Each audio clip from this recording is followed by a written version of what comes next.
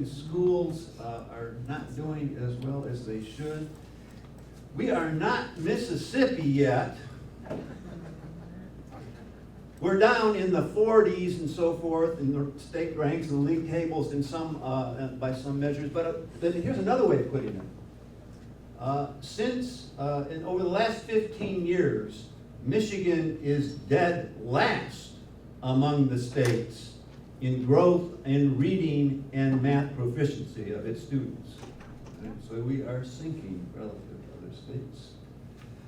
I want to say that Michigan, and I think this is probably a relatively well-informed audience, but my job here is to provide a baseline of some information on how this funding system works. I want to say that we have focused in Michigan, and we have a state education system. State policy is focused especially on accountability and choice policies, a clear neglect of funding.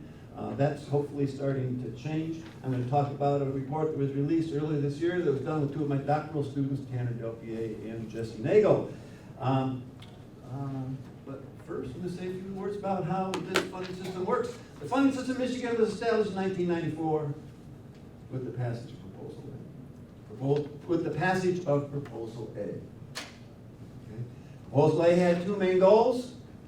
One was to lower property taxes, and two was to narrow the funding gap between the high and the low revenue districts.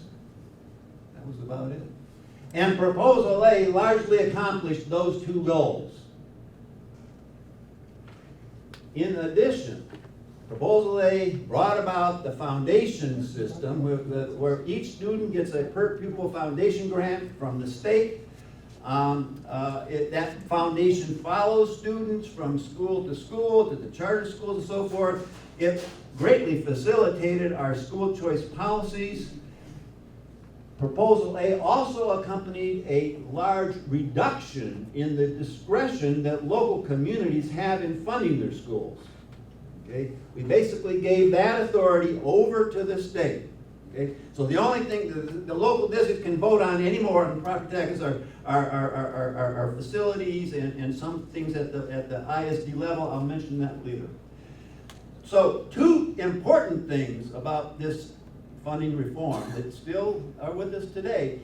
At no point since 1994 has there been a deliberate effort to calibrate the funding that the state delivers to schools to the outcome expectations of the state.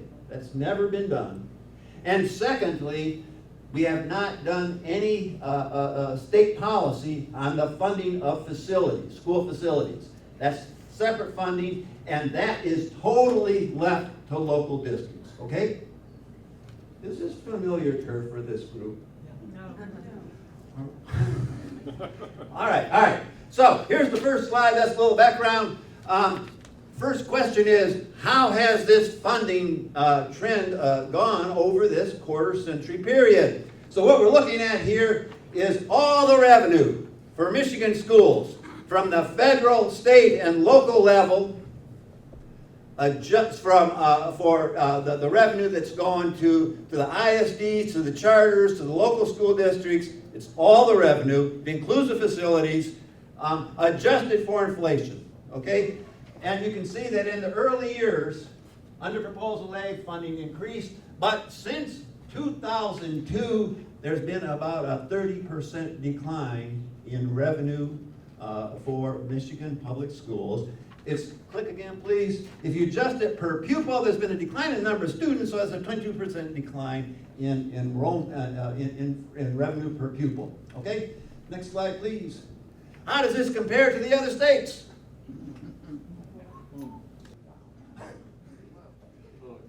So, Michigan is red, all the other states are in gray, and you can see that in the early Proposal A period, Michigan's in the middle of the pack, and since 2003 or 2002, we have just tapered off terrifically over this quarter century. What we're looking at here is the revenue in each year relative to the revenue in 1995, adjusted for inflation.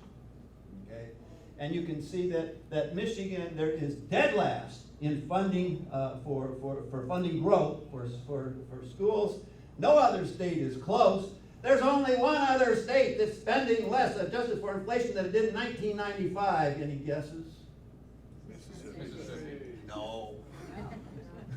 West Virginia. West Virginia is spending about, right here they are, they're just a little below where they were. We're 82% of what we were spending in 1995. Notice that No Child Left Behind passed in 2001. That's the federal legislation, test-based accountability, raising expectation standards. Most states increased the revenue for schools along with the outcome expectations. Michigan went on a different trajectory, raising the outcome expectation of students while lowering the funding. Next slide. That's total funding. How about the additional funding for high-need kids? Here, in the era of test-based accountability, when you give control over to the state for funding, this is an absolutely essential responsibility of state governments to adjust the revenues that local districts receive to the additional cost of educating high-need kids. And on this count, Michigan state government performance has been a shocking failure. Take one example here. So we're talking about special ed kids, at-risk kids, at-risk funding. Okay. What we're looking at here is the revenue per, adjusted for inflation, per at-risk child, at-risk funding per at-risk child has declined by 60, click please, 60% since 2001. We're talking about kids, not just low-income kids, kids whose parents are incarcerated, who are of substance abuse, kids who have been the victims of child abuse. These kind of kids need additional services in schools if they're going to have realistic chances to succeed. The number of these kids has increased in Michigan in all kinds of areas. A lot of them are in suburban and rural areas, and as the need has increased, the funding for them has not kept pace. Okay. Next slide, please. Well, how about special ed? Here's another category, important category. Okay. Michigan, so everybody understands special ed kids require additional services. Special education students have rights, educational rights that other students do not have under federal law. Under the Federal Individuals with Disability Education Act creates rights for students with disabilities. The federal government passed this law a long time ago. When it was first passed, they had the goal of funding about 40%, providing 40% of the funding for special education. Okay? It's only, over time, it's only gotten up about 10%. So the feds leave to the states, the decision about how they're going to fund the other 90%. Every state has to do it. No state is stingier than Michigan in providing the revenues for these services. Okay? Most states use a system in which they weight students with disabilities. If you have a foundation system, they'll give them an additional weight of additional 40%, 50%, depending on the disability. They'll adjust the weight depending on the severity of the disability, whether learning disability or autism or blind, whatever. Okay? Michigan is one of 5 states that uses a percentage reimbursement system. Okay? That is to say, they're required, the local schools, district in charge are required to spend a certain amount for the services under the individual and the state will reimburse a percentage of them, those required expenditures. So the state reimburses about 28% of those special education expenditures. Is this getting to be too much detail? Among among states that use, the 5 states that use the percentage reimbursement system, that percentage reimbursement rate, or 28%, is the lowest of any of them. Wyoming, by comparison, reimburses 100%. Okay? So this means that if the feds are paying 10%, the state is paying about 30%. The other 60% has to come from the local level. Here's the problem. Quick. Proposal A prohibits local school districts from assessing additional millages to pay for those services. So ISDs, the county level education agencies, when they are able to get their voters to agree, they can raise some special education millages. Whenever they do, it's a good thing for the local districts.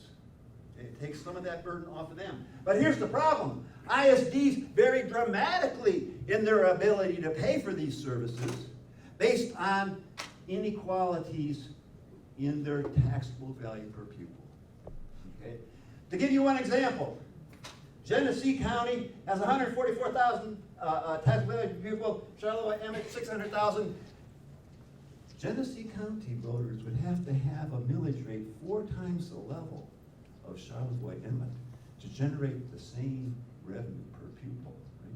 Big inequalities. And in addition, the state has put an arbitrary cap, a limit, on the number of ISD millages that can be assessed based on what they were in 1993.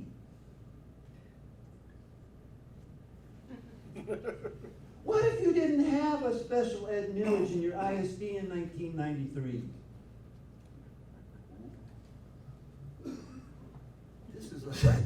This is a simple fix. Let's go on here. One other area before I'm running out of time. Let's just spend a minute on another sadly neglected area of state education policy: school facilities. I said, when Proposal 8 passed, it was all about operational funding. They didn't have time to work out a deal on school facility funding. Everybody knows that this is unfinished business. It's totally funded in Michigan, unlike most states, by local property taxes. Hello? What does that mean?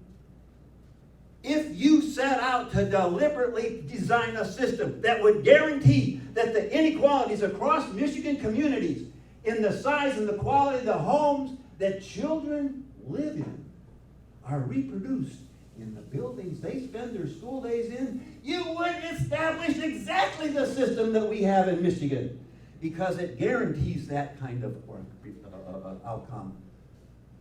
Vast inequalities across local school districts in the property value per pupil are translated directly into inequalities in school facilities. We're talking about things that deliver opportunities for kids. Some kids are performing, some kids around here, in Carnegie Hall auditoriums, in Olympic swimming pools. They're working with numerically controlled machine tools.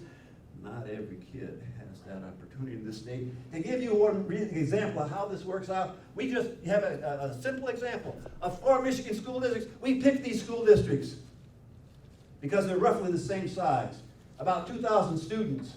Okay? Well, the example here is to say, what if each of these 4 districts wanted to build an elementary school? Okay. Same size. Here is the, and they pay for it with a bond over 30 years.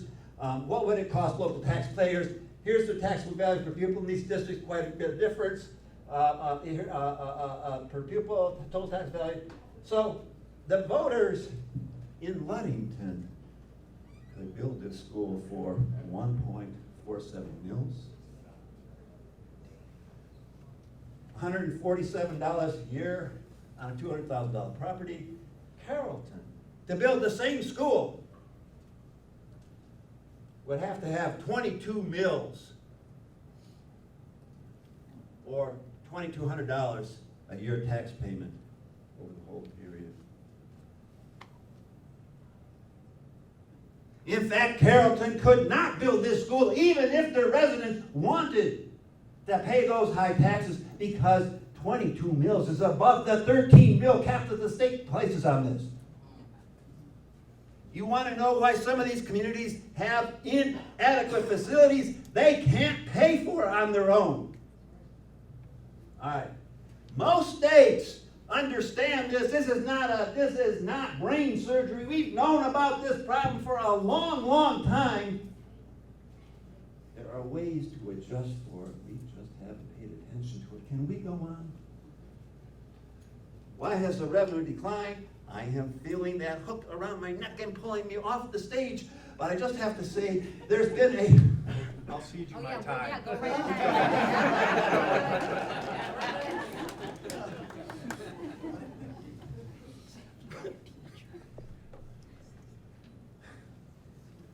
There has been a lot of attention over the last several months about money that's been moved from the school aid fund and the general fund. And what is that about? The state has two large funds, the general fund and the school aid fund. The discretion, the school aid fund funds, all our, the K-12, the discretionary revenues in the general fund are not as large as the revenue in the school aid fund. And we're talking about $15 billion, this is less in the discretionary revenue general fund. Here's the issue. The governor has directed attention to the fact that the money is that in the school aid fund has been used to fund things that were formerly in the general fund, specifically community colleges and higher ed. Okay, so I'm just asking you, that's true, and it's all linked up with that 45-cent gas tax, and well, we might have time for that later. And what I want to say here is that, yeah, that this matters, but this is the more fundamental issue. That first one, number one, is a symptom of a more fundamental problem, and that's the decline in tax effort in our state. Let me have a minute to explain this. Next slide, please. So what we're looking at here is net transfers between the general fund and the school aid fund. Some people don't know that when Proposal A initially passed back in 1994, there was never enough money in the dedicated revenues going into the school aid fund. From that increase in the sales tax from 2% to 6%, all the other revenues dedicated to the school aid fund, there was never enough money to pay for the foundation grants that the legislature was promising the school districts.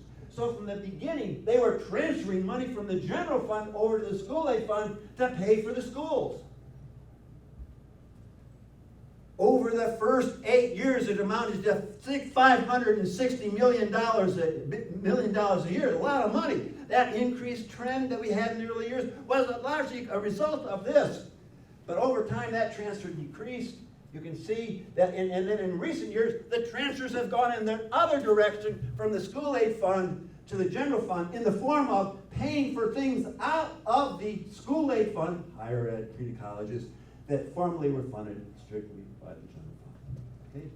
This is what the governor has drawn attention to, and others, wanting to get rid of this, bring in some gas money, get rid of this, so we can free up monies that go back to K-12. Okay? Fine. What I want to draw, we should all understand that. But here's the more important issue. Next slide, please. The declining tax effort. What we're looking at here is the share of income, or if you like, the share of our state economy that's devoted to K-12 education. Michigan in green, the rest of the country in black. And you can see, over this whole long period of decades, a decline in the share of our income that we devote to public services. Okay?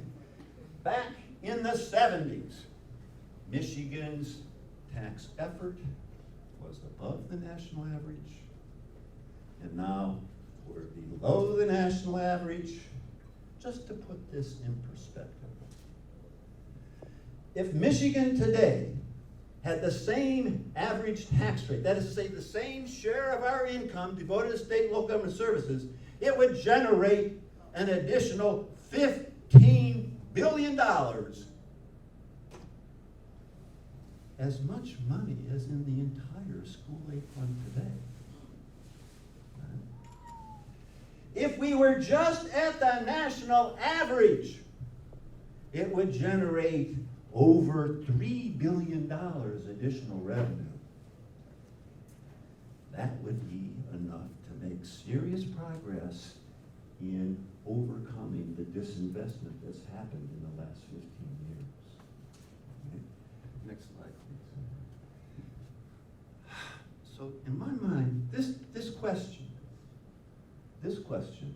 a decrease in investment rate, decrease in, if you call it investment rate or tax effort, this is the fundamental issue. Earlier, last year, the Michigan School Finance Research Collaborative, I didn't participate in the study, no phone calls, no email messages.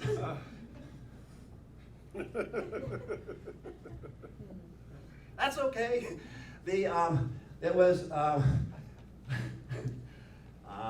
it was centered mostly in some ISDs, Oakland schools. They tried to basically did something that was appropriate and good. A school finance adequacy study. They're designed to say what are the state's outcome expectations and what are the funding requirements to meet them. Every adequacy study has two components. What's the basic, and they calibrated it to Michigan's merit curriculum and so forth. What's the basic services that are necessary for the average student? And then secondly, how much additional services are necessary for high-need kids and communities? This was a good study. They contracted the most experienced national researchers that do this work. They asked me if I would participate in the study, and I said no, because I wanted to be in a position after it was over to comment on it and see, look at it. So after it was done, and it was only after half a year after it was done that I finally read the 300 pages, and I had a lot of questions, started asking them, and said, this study was really well done. The best state-level school finance adequacy study that I've seen. Okay? But basically, you might have heard about this. They established this would be the funding that Michigan schools need, about $9,500 per pupil in the base cost, adjustments about 35% for poverty wage. I can go into more detail here on each of these adjustments for different levels of special education need. Special education need down here, this is English language learners, career and technical education. Importantly, high quality early childhood education. We know that this is really an important investment. And it's not cheap. $14,000 a year for kids. All right, it'll pay for itself. So I'm saying that this is a good study. The governor bought into it. She said it looks good. The major portions of the business community have said, yeah, it looks promising. The governor put elements of it in her executive budget this last year, saying, including targets to move in this direction. It's not enough revenue to get the whole way all at once, but moved it in the right direction. And, well, there are people in the room who know how that went. It's not over. But let me just point to the next slide here to put this in perspective. Okay? Here's Michigan funding, like that red line that we showed earlier. It's actually picked up a little bit. This is adjusted for inflation in recent years. Okay? Here's the House plan, here's the Senate plan, and here is Whitmer's plan. You see what I'm talking about?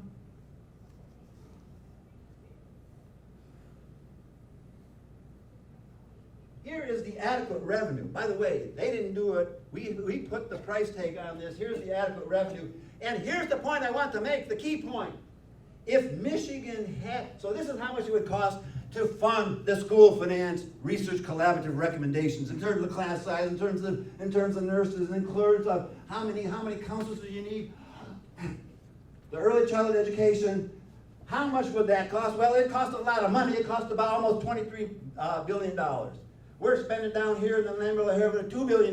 But here's the thing. If we had the same investment rate in education, which is to say the same share of our economy devoted to K-12 education as we did in 2009, it would generate more than $2.5 billion more than is necessary to implement those recommendations. This is the public policy choice. I had to stop. Thank you. Goodbye.